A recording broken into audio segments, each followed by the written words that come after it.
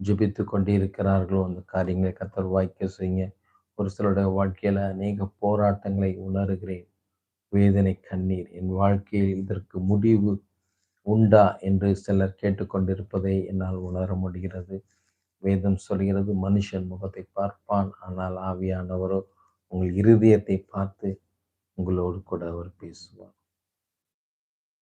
ஆண்டவர் என்னோடு கூட பண்ணின ஒரு உடன்படிக்கை என்னவென்றால், உலகத்துல யார் உனக்கு ஃபோன் பண்ணி ஜெபம் செய்ய கூப்பிட்டாலும் அவருடைய இருதயத்தை பேசுவேன்.